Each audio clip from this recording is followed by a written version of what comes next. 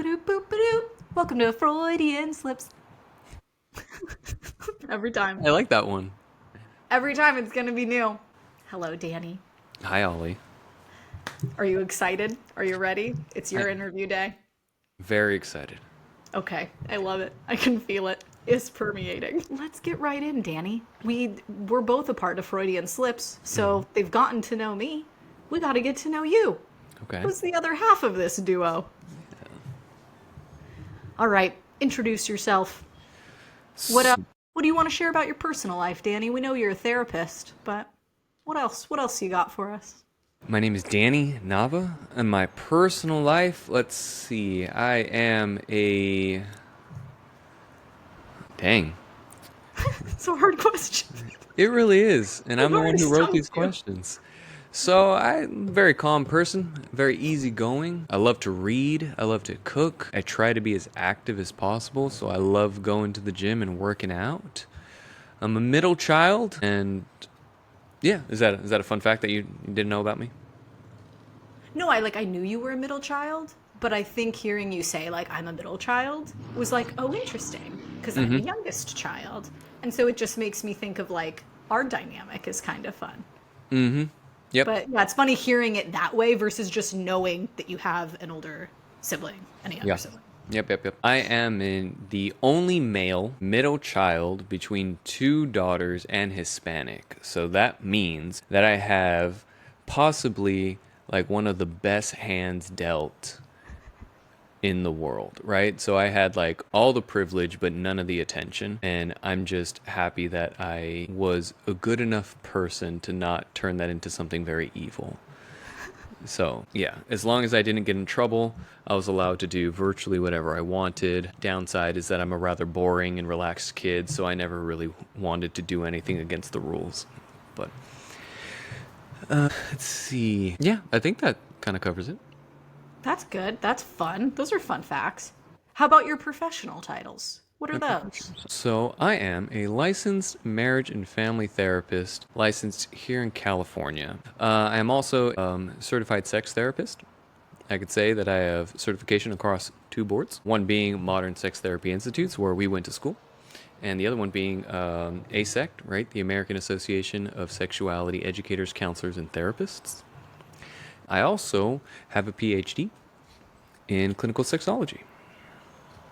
That's fun. That Yeah. means you're a doctor. I like that you didn't lead with that. You're not a my name's Danny, but call me doctor kind of guy. You're like, my name's Danny, Snapple fact. Yeah. I'm a doctor. Yeah. The other, I guess the last thing would be is that I am an educator. I am a professor at university and I love to teach. If there's anything I might like more than seeing clients, and I love seeing clients, it would be hanging out with my students. So, I love that. I know we've both talked about wanting to be supervisors. yeah. How do you feel I know you haven't done it yet, but how do you feel something like supervision might fit in if you know how much you like teaching other than the clinical work itself? Like, how do you think you'd like supervising? I do think this has been something that you and I have been talking about, and this is like one of the things I hope that we can realize in the future. I would love to do that because even as it is right now, a good chunk of my caseload is other therapists, right? I like working with other therapists. I think as we get older, I would love to move more from like helping people to helping the people who help people, right? So there is just something that is a little bit more rewarding or just a little bit more intimate when I'm working with first responders, like firefighters, nurses, and other therapists, because they're the ones out there on the front lines. They're the ones out there doing all the work. And so not only are we able to kind of communicate on a different level, but I also do find it very rewarding because we're able to kind of move the field in that direction, in a healthier direction. So that shows up a lot in my teaching. But I would love to do supervision. I really would like us to be able to kind of do something like that in the future. Just you and I are still talking about it. We're still trying to see how we can make it work or what it would look like for us. But yeah, that's something I'd see myself going into. Yeah, that'd be fun. That'll be a fun adventure that I'm sure we'll figure it out. The Yeah. Ollie and Danny way. We'll make it happen. Okay, how about then your overall road to licensure? How did you decide you wanted to do all these things? When did you even know you wanted to be a mental health practitioner? Sure, yeah. So my road to licensure, I think I have to, I guess let's make it simpler. And if the questions come up, then we'll dive in. So I didn't really know what I wanted to be when I grew up. I think kind of growing up, we're given our stereotypical options, right? So you can either be a cop, doctor, firefighter, right? Those are your stereotypical boy jobs that pay a lot. And I had always just told myself I was going to be a doctor. That's something that my mom and I had always talked about. Like, oh, I'm I going to never be a, knew that. yeah. It's like, I'm going to be a pediatrician. That's what I'm going to do. I'm going to be a kid's doctor, right? I never really knew why. I didn't like going to the doctor. They would always give me shots. And for some reason, they would always shoot me in the ass. Like, I don't know why. Always? Yeah, yeah. Every single time. Flu, turn around. Let me stake it. Fever, all right, turn around. Let me put it in there. Vaccination, give me a cheek. I would always just get my shots in the ass. And so I had no like love for doctors, but I don't know. I can't tell you why. I think it was really just something that me and my mom would talk about, and there was just some like it just felt like the thing I could do. And so that's what I was going to school for. That had been everything I'd always said. I got into my undergrad. I was doing the pre-med work, and then as one does, we had to do prerequisites. Right? And so, one of the many prerequisites that we had to do was we had to take a psychology course. And so I decided to take the Psychology of Human Sexuality. Very common course. I dragged my friend with me. It was like I want to say it was like an 8 p.m. course. It was an evening course. And it was also in a weird part of campus. So, main campus had all these buildings, right? You go up the buildings, you climb the flights of stairs, you go into one of the floors, you're there. This one was like in an auditorium, like in a small little auditorium somewhere that maybe used to be campus, but now is just like outskirts campus. We're sitting there, and this beautiful woman comes in.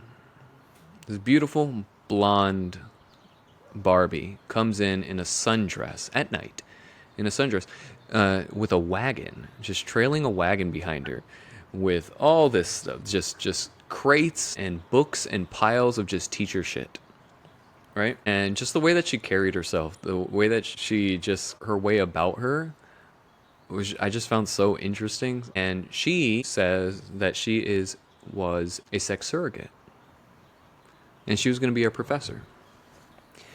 And throughout the hour, just like her talking about the sexual health field and mental health field and her role in it and what she did and what it was like. From that moment, I just turned over to my friend. I'm like, oh, I want to be a sex therapist. Like everything that I had thought about, right? If I imagined, okay, I'm going to be a doctor, but what does that actually mean? I'm going to get in my car, I'm going to drive to work, I'm going to swipe my card, and then do what? That was it. Like I was going to sit there, talk to someone, listen to what's going on, find a way to try to come up with a plan to help them get to where they want to be. Sexuality has always been something that was super interesting to me, just because growing up, obviously in my community, I was exposed to a lot of sexuality, sex and sexuality early on, I think as a lot of people are in school, in public school. Mm-hmm. And it always felt as if sex was something that everyone was talking about, but no one actually knew anything about. And the result of that was always very disappointing to me. Mm-hmm. Either, people wouldn't shut up about it and it was just the thing that everyone like cared, or people were being sexualized, people were being, made victims of one thing or another, people were being exploited, and it just kind of felt like, damn, this seems to be so important, both good and bad, right? I just said a few things that are bad, but sex is the whole reason why we're here. Being in a relationship, part of being in a relationship is being able to enjoy yourself as a sexual person. Mm-hmm. So I think there's a lot of good things about it, but it doesn't seem like anyone really knows what they're talking about. So for something so important, I really felt as if someone needed to have good answers. Mm-hmm. So from the minute I knew I wanted to be a sex therapist before I knew I wanted to be a therapist, right?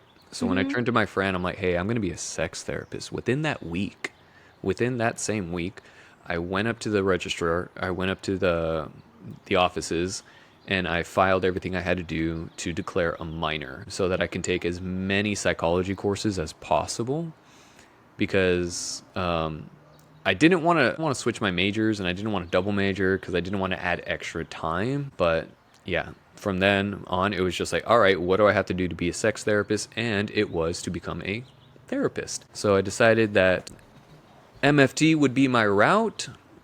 So from there, I ended up getting out of Cal State Fullerton with a degree, with a bachelor's in biology, in biological sciences, minoring in psychology. And if you know anything about North OC, Fullerton, Cal State Fullerton is right across the street from another university. And so I remember my entire time in Cal State Fullerton, me and my friend, we would always cross the street to go get lunch, and we would always make fun of the university across the street. It was a really funny, really cute private Christian university. And it was just like, I don't think I would ever go there. It's so funny. I wonder what like all the regulations are, because I hear that they have to go to like chapel and all this stuff.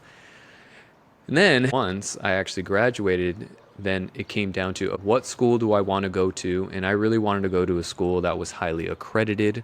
I wanted to go to a school that had a good program, and it ended up being that school. So I ended up doing my master's at Hope International University.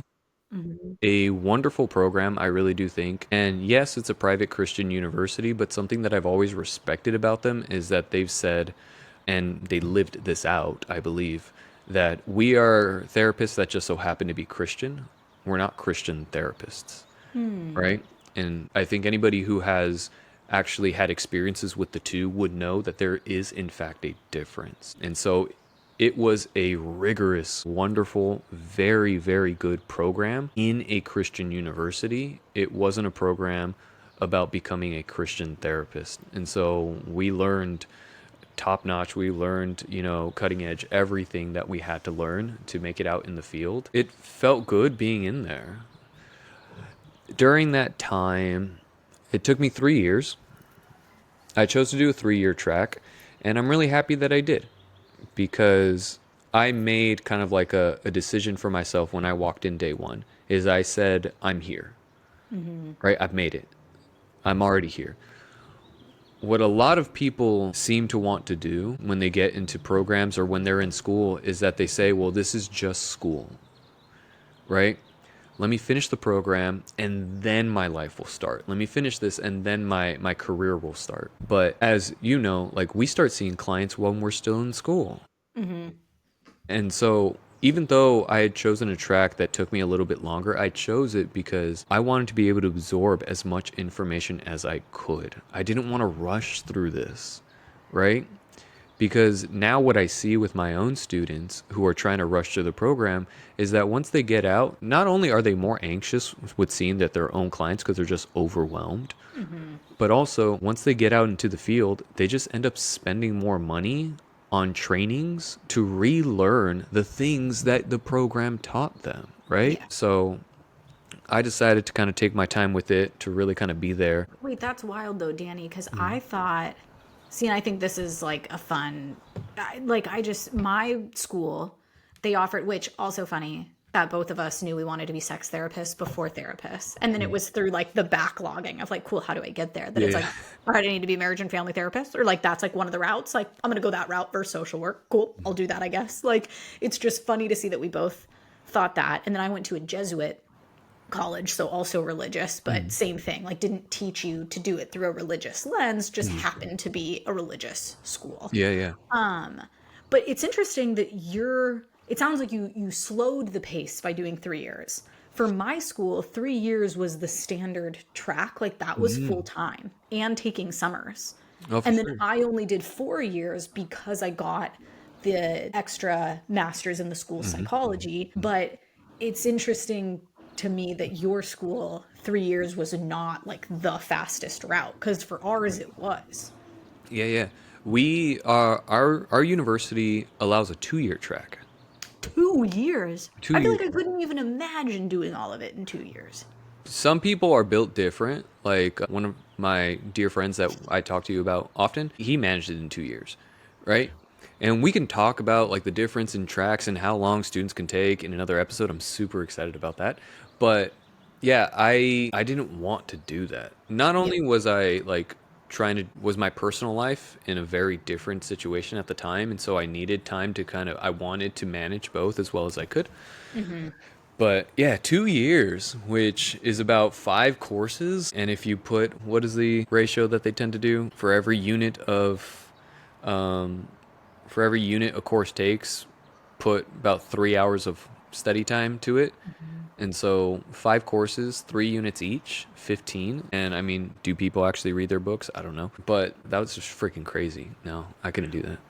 Wow. Yeah. Okay, so sorry. Now back on track. That was like fascinating to me. I was like, wow, it took longer. I did 3 years. Like, that's interesting.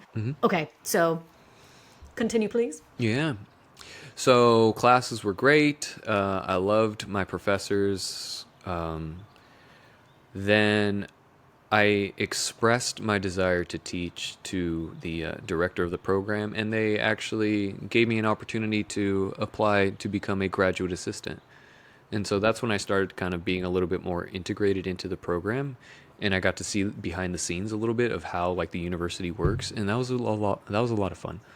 I'm not a very talkative person. I'm very introverted, and so before then, I think I spoke to maybe 2 people in the program. No one really knew who I was, nor should they. Like, I wasn't doing anything amazing. But once I became a graduate assistant, I was actually handling everyone's professional development. And I was the one sending you all y'all emails, being like, this is how much you have left. This is what you can do, blah, blah, blah. And then it got really funny because in classes, you can hear people talking about that, like, oh my God, like, this is so nice. So and so keeps on sending us emails. I know exactly what I have to do. This is so great. This person's awesome. But they still didn't know who I was because I don't talk in class. Would you like sign it? Like, were you like, Yeah. Dan Nava? Yeah. Okay, and they didn't know who you were even by name? Yeah. Yeah. How quiet were you in these classes? Yeah. So, anyways, that was fun. I really, really liked doing that. When it came time to start seeing clients, I felt like I was as ready as I could be. Nervous, sure, because it was important, but not because I didn't trust in what I had known up to that point. And are these clients you started seeing while you were still in school, or was this after you got your AMFT, like Yeah, number and associate. everything? No, Yeah, yeah, this yeah. is practicum. We're still trainees. Okay, cool. So you also did some of those in school, because I know some people do, but some people like don't until after even. Yeah, yeah. Okay, So you start with our program, you start seeing clients your last year. yeah, And us so too. again, imagine if you're over here in a 2 year track, you've had 1 year, so you've only taken half, And then they're like, get out there, champ. right? And so now you're seeing classes and still trying to take the other half of the education. I was just, no, I can't do that. By the time I started seeing clients, I had taken probably 75% of the educational courses. And so I felt great going into it. So I did my practicum, my training at a cute little mom and pop spot, a community center called Straight Talk. The director of that space was adorable.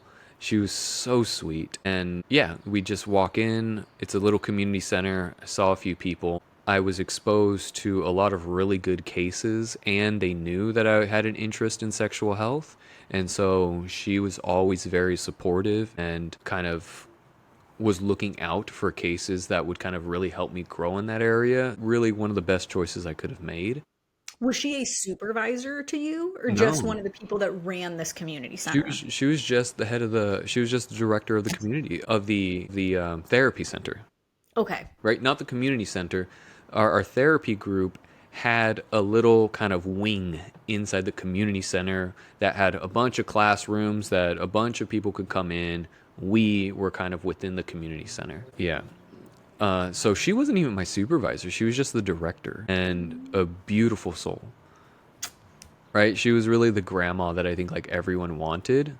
She was so sweet. And so not only did I get exposed to like a lot of really good clients, like we had kids. From there, I actually did some hours at an elementary school right next to us and at a high school right next to us because that was the relationship they had with our therapy group. I had clients in-house, which were your typical, individuals, couples, and families. I also teamed up with a buddy of mine, with a friend of mine. We both got hired into that spot and we had an opportunity to do co-therapy together. And I thought that was a super unique and very, very cool thing. Something that not many people ever get to do for various reasons, right? The cost, but also just the styles of what it takes to get two people to two therapists or two like leaders to come together and run a session together to see how those like energies vibe. And I think that that really helped our learning. I learned so much more working alongside him than I would have by myself because with my interest in couples work,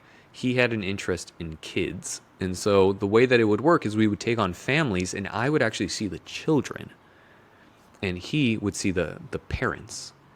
And so we had a system, right? So we'd come in, we'd see our clients, and then we'd book a room, a little office for an hour afterwards, and we'd talk. So he'd tell me about how his sessions went. Obviously, we had like releases of information for all this stuff. He would tell me about how his sessions went, and I would help him with everything I knew about couples. And then I would tell him how all of my children's sessions went, and he would help me fill in the blanks with everything he knew about kids. Oh, I love that. And so, like, yeah, we got to do so much with that. And then every couple of sessions, we would bring the whole family unit together. And so they would have the kids, the parents, and both therapists. And so on the days that the parents had to share things with the children, he would lead the session and I got to kind of like see a therapist kind of work. And then on the days that the kids were kind of opening up to the parents, I would lead those sessions because I was their therapist, right? And vice versa. And so we had a great director, someone who was super supportive. I had an amazing friend right there by me and really kind of helping our skills grow. And we both had a supervisor together that is probably one of the best and one of the biggest mentors that him and I today still like lovingly talk about and joke about. And his name was Jack Gershfeld. He's a sweet, sweet guy. He's the one that really kind of moved us into EFT. That was his favorite, emotion focused therapy. But he would also let us do whatever we wanted. And he was loving, he was caring, but he was also very like firm and like by the book in a healthy way. Right? So like, for example, one of the things that he would say is like, every week, bring me your sheets so I can sign them. Bring me your hours so I can sign them. I know that sounds tedious, and I know a lot of other people will say bring them every other week or bring me them once a month or whatever, but you don't know what's going to happen to me. I can die tomorrow. I can get into an accident, and your hours are going to go with you, right? They're going to go with me. And so I need to see them every week. Like that Well, and kind I of, think that's important to clarify for people who don't know is that if you see a supervisor for these like 3,000 hours that we need to get, if something happens to your supervisor, like they pass away, heaven forbid, anything they haven't signed off on just disappears. Like right. if they haven't signed or it's not up to date, all those hours are just not allowed to be counted, which I remember when I learned about that, I was like, that's wild. And you hear horror stories of people who are so close to the 3,000 and something like that happens and their supervisor was just going to sign everything at the end. So just to clarify for people who might not know that process in therapy. Yeah, like there are some ways to get around it, but it is so much trouble and like such a big hassle. And then if you are in that position, you don't have the calm to be going through that process. You're anxious as all hell. And so Yeah, that's you've what I probably mean. gotten very close to this supervisor and it's like that alone's going to just throw you for a loop and Yeah. So that's what I mean by like by the book. He was very much like, you need to do it this way. I want you to do it this way. Not because like his philosophy is, I want you to learn it the right way. And that's the best that I can do. I can teach you the right way, not my way. You need to learn the right way. Once you're on your own, then you can understand why you might differ. Right. And so he was a wonderful, wonderful supervisor. That takes us to graduation. I graduated in December 2019, and again, I was given a wonderful opportunity because of the relationships I had made with some people, because of the work that I had put into it, because of, I don't know, the stars aligning. I was given an opportunity to interview for a for a professor that I had in the program. And I remember walking into that class and listening to him talk and seeing him do what he did. I think he taught, think it might have been like Christian principles. I think it might have been Christian principles. But just listening to him talk, I was just like, dude, I want to like understand this guy's head. Because everything he wrote on the board, everything he did, he just did so just like, yes, that makes so much freaking sense. And then I think like the semester after that, he stopped teaching. I'm glad you got to experience him, at Yeah. least. Yeah. And so he just stopped teaching. All right, no worries. Kind of go on throughout my life, go the other courses. And then he find out like, no, he's still connected with the university. He's still, has good relationships with everyone there. He just doesn't teach, but he has this practice. And so I was like, oh, shoot, I can actually apply and work for him. And so that was actually where I worked as an associate. That was Renovari Counseling. And my supervisor there was Christopher Williams. He was that professor. He was one of like those standout professors that I had worked with. And another great guy, a little bit more kind of lenient, a little bit more very much letting you do you. But I think that really worked for me because I did have that drive, right? I needed guidance. I didn't really need like rails or training wheels by that point. I needed someone to let me do my thing and just help me do it well and help me do it correctly. Right. And so I think for that, he did a great job. That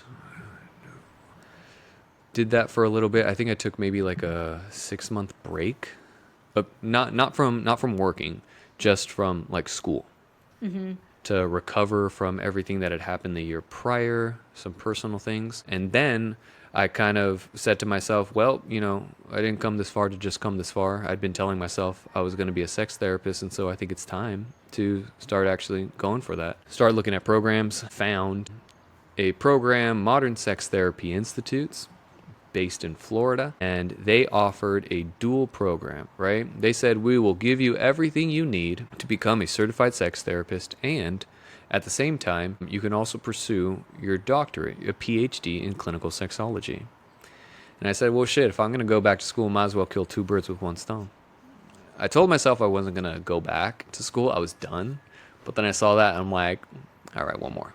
All right, just one more. And that, as you know, was an experience. I think it was overall positive. I liked my time with Modern Sex Therapy Institutes. Do I think it's a growing program? Yes. Do I think that it needs to improve on some stuff? Yes. But again, for my personality, for my just style of learning, it was very much like I need the information because I want to engage with it. I don't really need like someone to be holding my hand. And so it worked for me. It worked for me. I had a great time, minus the headache sessions and the trauma bonding that we had throughout. That's where we met. For my doctoral project, this was something that's super interesting, right? Even to this day, I don't know any other university that offers this option, where dissertations are usually the most common thing, right? You're looking at research, you're performing studies, or you're doing a review of literature. This one had an option where you can do a project. A project could be anything from writing a book to making a website, an app, a service, a training, whatever. And I decided to write a book. And so that's this thing. And So so, your book. yeah, I Pretty wrote a book wild. on the pleasure of sexual health, sex and sexuality, and substance use recovery. And that experience was crazy. I had no idea what I was doing. It took me a while to kind of really find my stride, but it was a process that, looking back, if I had a chance to do it again, I would. I would do it again because I know I'd do it better. I know I'd do it faster. But I'm very happy with everything that happened. I'm very happy with how it all turned out. And now I am a have my own solo practice. So I am, Which is new. yeah. Congratulations. Thanks. Yeah. So I am the owner, the director, the CEO, COO, CMO. I don't know any of yeah, these all terms, the C's. but you're all the same. Yeah, of REM Health Counseling. It's my own little outfit I got going on. REM standing for Relational, Emotional, and Mental Health Counseling. And so I get to see a lot of my clients. I teach at the university that I got my master's in, and every week I hang out with one of my dearest friends and we try and record a podcast. I mean, with you, you have it, I feel like, with the book, with the even just sex therapy, but like, how cool is it that before you're like 50 or 60, you know, you're like, whoa, like, I like did the thing I like have wanted, and I don't want to say like always wanted, as like you said, since you were a kid, it's not like you knew what you wanted to do, but ever since this idea was like, I'm gonna do that, Yeah. which is just funny that we both had this like, I can't remember my aha moment. I don't Yeah. know what triggered it, but I was like, that's it, done. Like no looking back, just like, what do I need to get there? It is crazy when you're like, whoa, like I'm doing it. And I still remember getting a key to my office. I was like an hour away.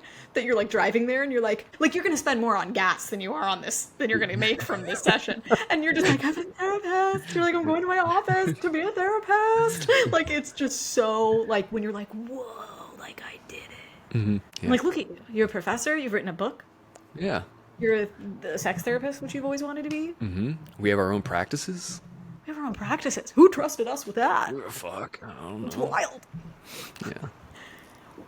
Well, then, what would you say is one of the biggest lessons that you've learned throughout this whole journey? So one of the biggest lessons I learned was to set healthy expectations.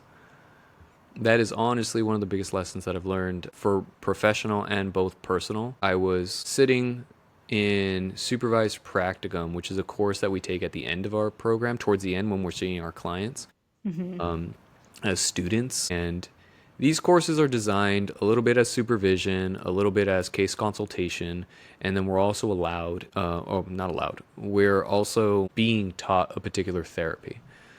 So in this course, I'm taking it with a wonderful mentor of mine, Susan Hastings. I chose to take this course at the end because not only is she the director of the program, not only was she the first professor I had, but when I went in she was also the one to do my interview when I tried to get into the program. I showed up late. So there's No a one like you. right? It really is. There was It's half. a truck that overturned on the freeway Oh God. and killed like 4 of the 5 lanes. Oh, I thought you were. Yeah, Gonna say, I as soon as I said that like, word, this I'm like, got oh, I done. got to finish this sentence real quick. Just took out 4 of the 5 lanes. And so I thought, I'm like, I'm done. This is a sign. I'm not meant to do this. I sent her an email. I said, hey, this is what's up. And she said, don't worry about it. Just get here when you get here. I didn't know that she was the director. I didn't know that she was the face of the freaking program. And so after everything I had learned, after everything I had done, I wanted to give it another shot, right? I wanted to take a course with her, to show me how much I've grown. And so I thought it was a great time. I had a really nice time learning from her. But when we're sitting in that course one day, she said to set healthy expectations. And the way that she phrased that is we were talking about a case, and she says, are you upset with the person in front of you, or are you upset with the person that you didn't get? Right? And that is the biggest thing that kind of stuck out to me. One of the biggest lessons that stuck out to me was, whether it be professional, whether it be personal, am I upset with the reality that is happening in front of me, or am I upset with the fantasy that I've been trying to go for, that I've been trying to realize that I thought was going to be there for me? And so even today, when clients come in, a lot of things that I hear them say is like, I just, no expectations. I just want to walk in and see what happens. I don't want you to have no expectations. I want you to have healthy expectations, because you can't learn from no expectations. You won't know what went well or how you might be able to improve something. Set healthy expectations.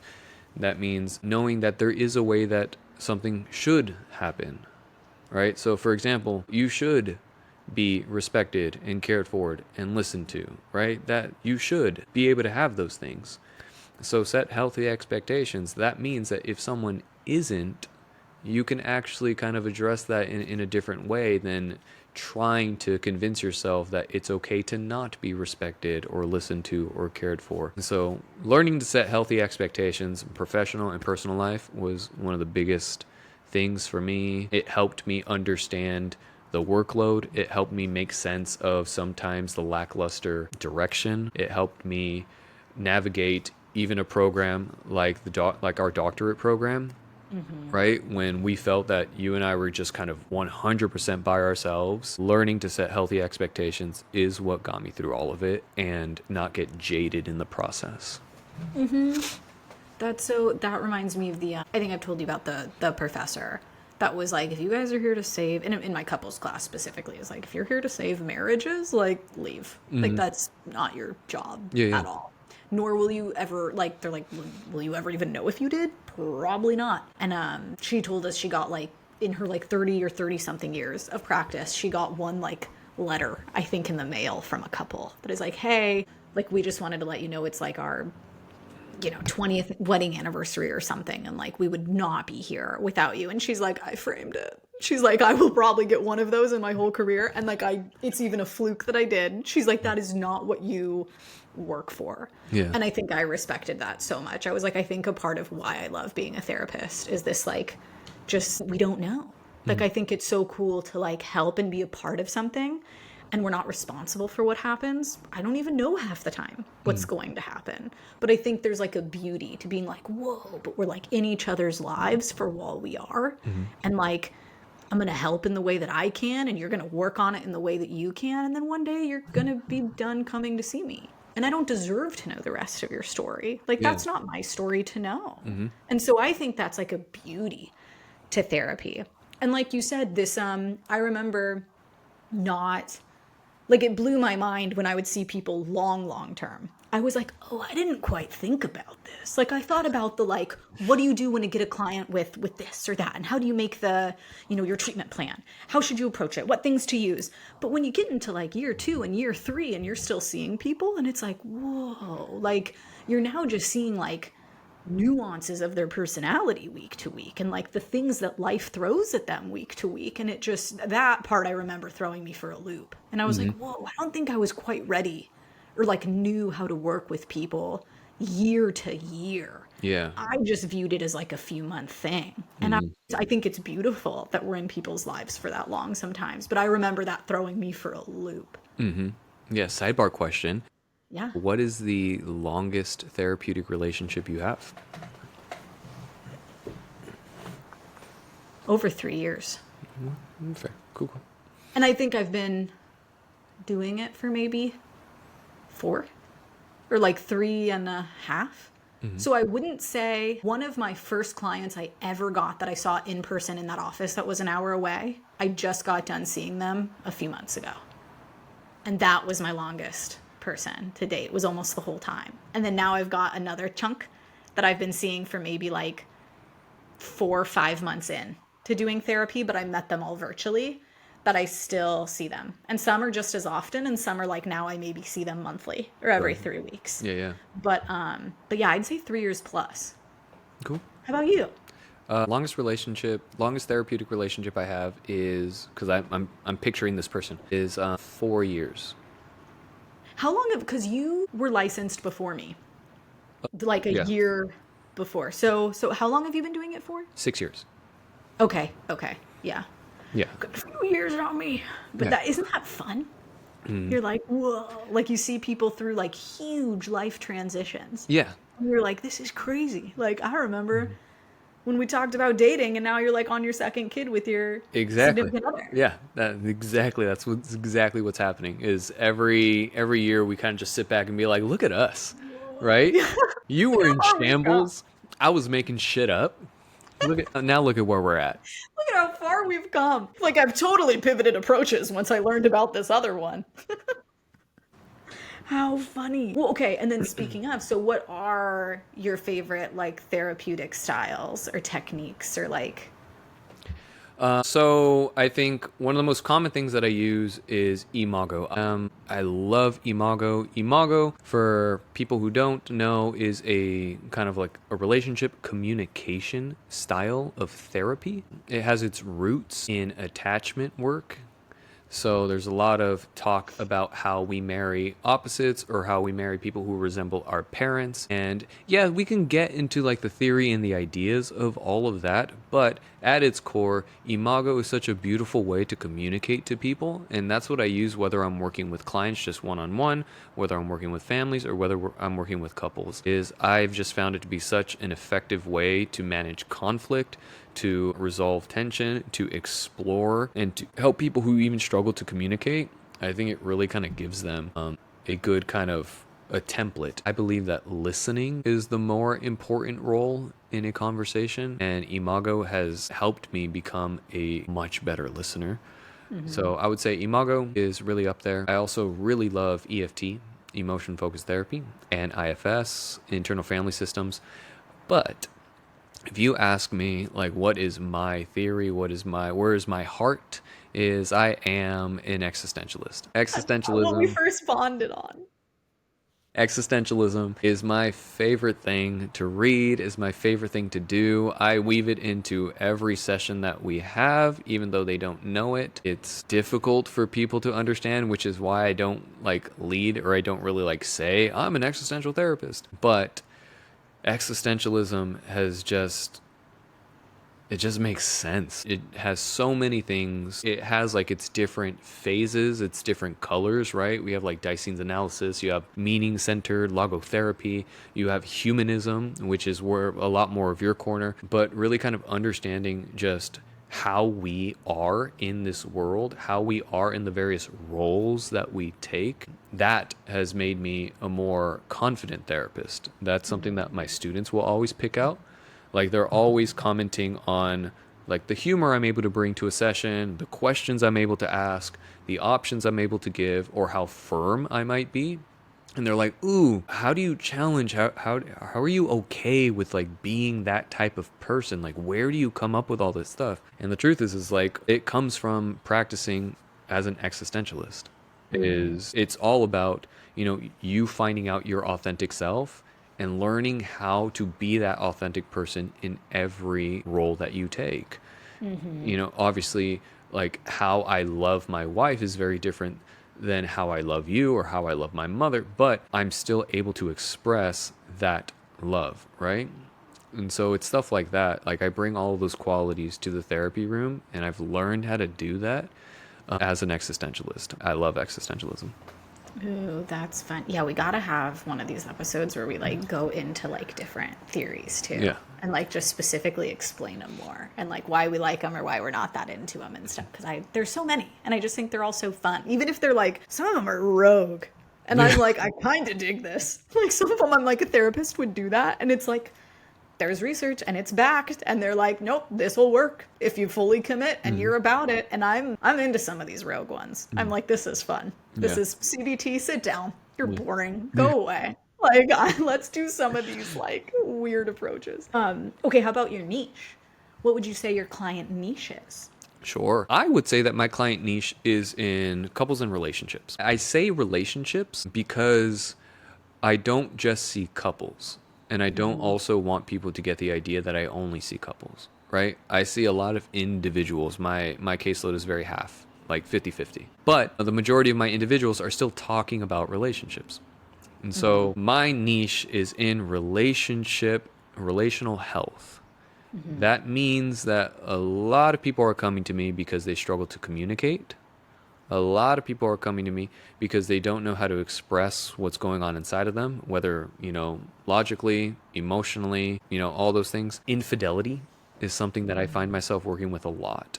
It has been a fortunate, unfortunate thing for me, where something so sad and heartbreaking has been something that I've kind of built my career on, is in helping people through infidelity.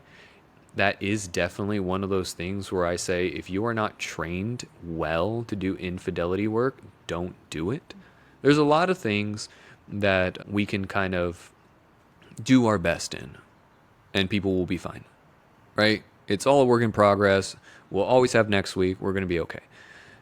Infidelity isn't one of them. If you do not know how to do infidelity, don't do it. Well, and I'd just say couples in general with like very high tension or like very like we're on the brink of ending this and like we need you is like I think you have much less time. Yeah. And like wiggle room or room for error in that kind of a dynamic. Like you Exactly. you need to have worked with couples and like Yeah. know what you're doing with couples because it takes one like meh session for someone to be like, we're not going back. I'm Exactly. done. Yeah, yeah. Yeah, totally. So, infidelity, sexual health, and sex therapy. Again, like I say, sexual health because I get this all the time. When people hear that I'm a sex therapist, they have a lot of assumptions of what that must mean that we're doing in the room. And it's like, sexual health is general health, and there's so many things that we have to understand just about being a sexual person and the role that that plays. Even if you don't particularly consider yourself to have a high sex drive or to desire having, sex with someone or with self, that doesn't mean that you're not a sexual person. And so understanding sexual health, out of control sexual behavior or sexual compulsions, recovery is tied into that. And so that's something that I see often. A lot of my clients are in recovery and yeah, just sex therapy. So a lot of couples, beautiful couples that are coming in with no other problems. They're doing great. They just want to get better. They just want to improve and they just want to explore with someone a little bit more knowledgeable, someone by their side to make sure that, all the things that they're doing are safe, are okay, are good. And so, yeah, sex therapy. I remember too when I had that epiphany of like I want to be a sex therapist like years ago. I think like 19-year-old Ollie, when I was looking into it, the average age that I found that was reported of sex therapists at the time were like in their very late 60s, if not early 70s. Yeah. And I remember being like, whoa. I mean, part of me was like, badass. That'd be awesome to be like a 60-something-year-old. And you're like, I'm a sex therapist. Like super cool. But I was like, there have to be younger people doing this. And not just how some people might look at you or me. I feel like both of us look young for our age and are just younger therapists in general. Look at that beauty. Look at that grace. I get why people would look at us and be like, you wanted me to talk to them about my sex life? No. But I'm like, there have to be people that don't maybe want to talk to a 60-something or 70-year-old about their sex life either. So I'm like, we just need different options here. I know the field, the last thing we probably need is more white women. But, I was like, at least I can make my impact somewhere. And I can be at least younger in this sector, you know? For sure. That's actually happened to me. I've had a client come in. I only saw him once, so I don't even know if I could really call him a client. But they came in, they walked into the door, and they literally stopped. And they just stared at me. And they're like, "You're Danny?" I'm like, "Yeah." And they're like, you look like you could be my son. I have to be honest with you, I'm very uncomfortable. Oh. And I never saw him again. So yeah, we get there's a lot of things that you can pick apart about us. How fun. Partly why I like not seeing people in person is because I think on first meeting, people are very surprised by how short I am. And so I get people that not only do I look young, but I will multiple times. I mean, I saw maybe 10 people in person before I went totally virtual. Every time I'd open the door and someone would be looking eye level and then looking down and look incredibly surprised. And it never like worked out not in my favor. It's not like people left, but you could tell there was a minute of being like you're all the, I'm sorry. Like I just was not expecting you, like you're so tiny. And I'm like, yeah. And so it was just this like I really like that over a screen. I almost didn't realize how often I get that response until it was like removed from a screen. And so it's funny, all these negatives I thought about, or these things I was like, I don't know if I'll love virtual therapy. It's like I realized a lot of positives from it I had never even really considered, nor did I really notice at the time were like, maybe not negatives, but like, I loved my height or my size, just not being sure. I still might look younger, but it's like at least I don't have to deal with that and this realization of like, oh, where is my therapist? Yeah. Like this is ridiculous.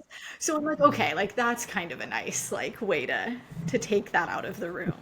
But how funny, yeah. It's like, see, you get that every now and again. And it's like I hope that person finds a therapist they are comfortable with, because that's the most important thing, other than a therapist having knowledge in the given area that they need, Right. is like that rapport and them feeling comfortable. Yeah. So if it's not us, that's fine. I hope you find an amazing sex therapist who probably won't be as good as us, but it's fine. Yeah. No, I'm kidding. They're probably great. Probably great. Okay, but speaking of your clients and stuff, what's give me an example of a time that you like made a client feel really comfortable or you helped them grow, and how you feel like you did that.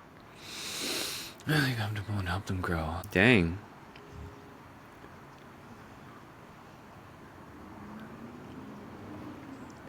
Ooh, I don't know why I'm blanking on this one. Like, I love all my clients and I know they're doing great. That must be the answer. You've never helped anyone and you've never helped them grow. I know, that makes me really scared, especially since I wrote these questions. Let's see. Trying to go back into recent memory. So, I guess, sure, let's go with this one. There is a couple, speaking of people who will send you letters and who are those like 1% people, I've had one of those, is that there's this couple that don't really know what they were coming in for. They kind of really, they had a history of maybe kind of not being the most faithful.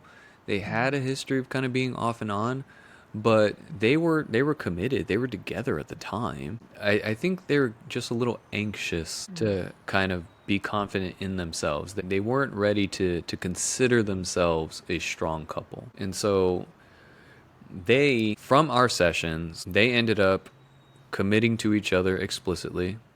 They ended up changing jobs. They ended up moving in together. And most recently, I received a beautiful text of wedding pictures. And from where we started to where we are now, like they are some of the cutest people. I love every single moment when they come in, because they come in as a team. They're upset.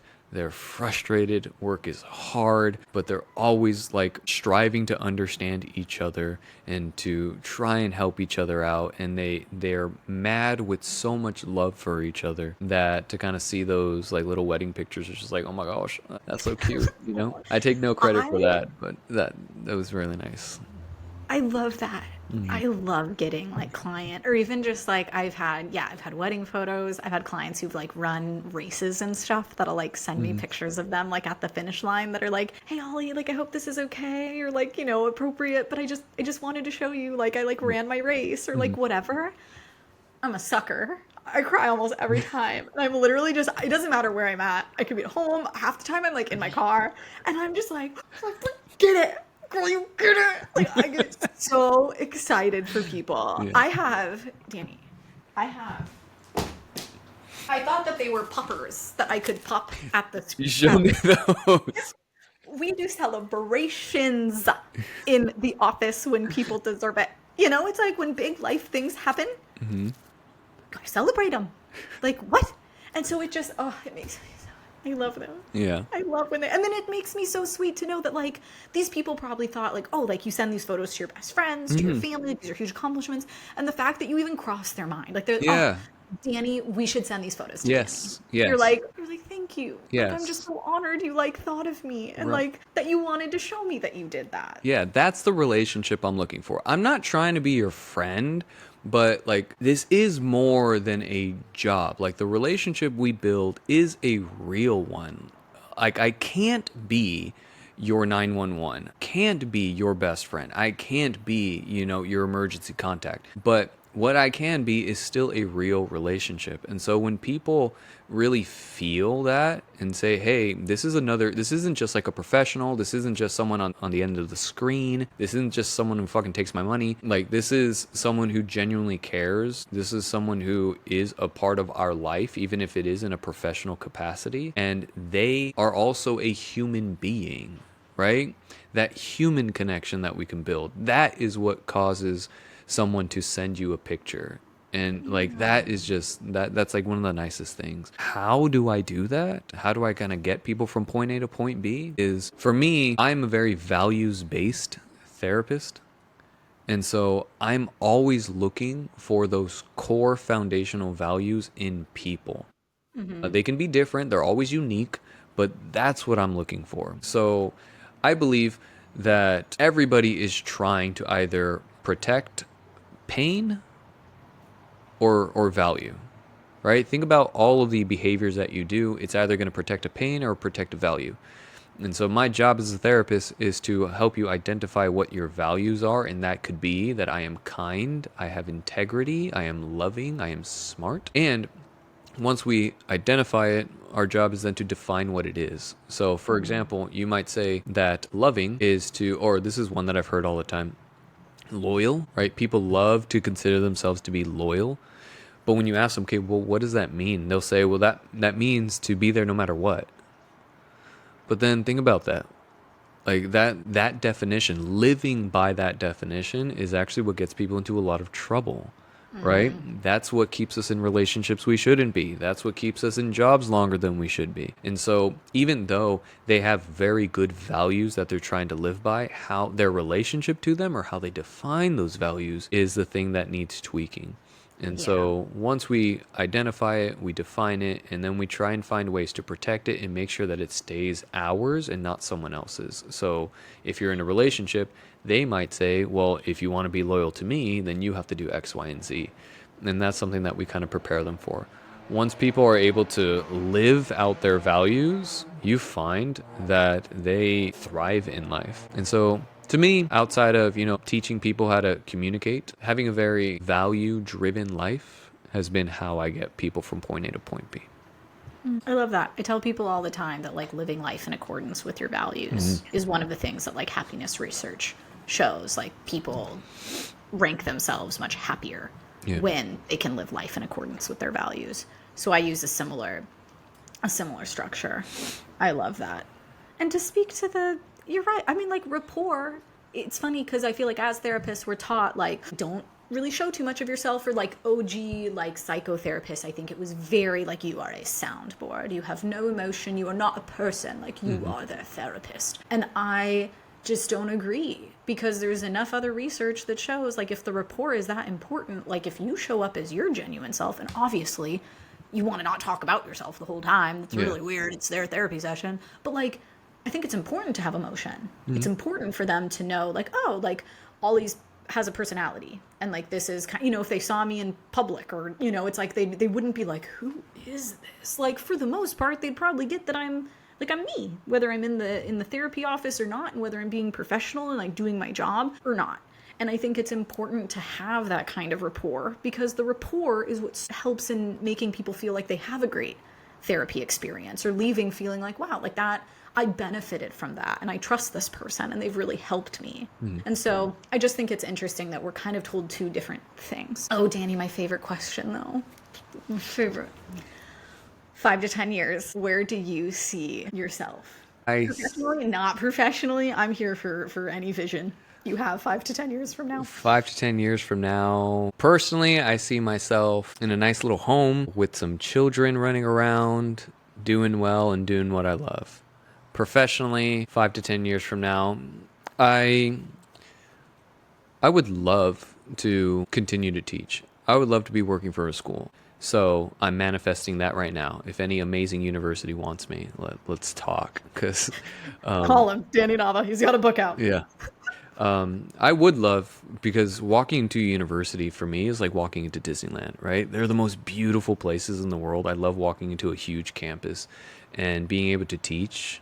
I've been teaching for, I think, 16 years now. I just think it's so fun to be able to like just share information and discuss ideas with people, and to have them take that into the world and make it a better place. So I would love to be teaching in 5 to 10 years, whether that continues to be like as an adjunct part-time, or whether that be like a full-time faculty position at a university. We will see, but I love teaching. And I would also love to see in 5 to 10 years us making something real that helps people. right? This is starting here, but I'm hoping in 5 to 10 years we have something that people can visit. Maybe this turns into a space where we might offer some supervision opportunities. We've talked about this where we might be able to give information. So not only are people listening to some of the topics that we're going to be talking about, but what if after there's a place that they can go to actually get the resources that we've talked about, right? If we can kind of become a hub for people to get their questions answered or to get direction, we're by no means trying to be people's therapists over this platform, but we can at least be a place where people can start that process and to Yeah, we're get just some. helping people, Yeah. you know? And so 5 to 10 years, I really want to see us doing something amazing and continuing this friendship and shit. Who knows? Maybe we might actually meet in Uh, 5 to 10 years. Maybe I'll see you in person one day. I'd cry. Oh. I'd be like, Daddy. People be like, are you guys twins? Long lost twins meeting again? I'd be like, yes. No, So yeah, alas. that's what I see. 5, 10. Ah, that sounds so fun. I love that. I also, for what it's worth, that I don't think people, I know I'll get off my soapbox as Danny knows. I just want the world to know that I want everyone to be a therapist, Yeah. especially younger people. It's coming in an episode soon. But I think that speaks to all the different things therapists can do. Hmm. Not that if you're like a doctor or a lawyer or, there's many other careers that there's probably lots of different avenues you can take. But I think that's one of the things that makes therapy so cool is like if you start to get bored or burnt out or like you don't feel as inspired, like you could go down the research kind of side, you could write a book or create resources or totally switch up your niche and like learn about a new demographic that really interests you that you'd want to get into or something. And so I just think there's so many opportunities with it that it's just so cool how you can like build and balance a life that's like unique Hmm. and constantly keeps you learning and on your toes, and like it just, I don't know, to me it never gets boring. I Yeah. love it. I don't know, check back in 20 years, maybe I'll just be bored We'll and see. lonely, but for now I'm doing okay. Yeah. Oh, I love that, Danny. Great episode, sir. This was Yes. lovely. I'm glad we got to get to know you. Freudian slips.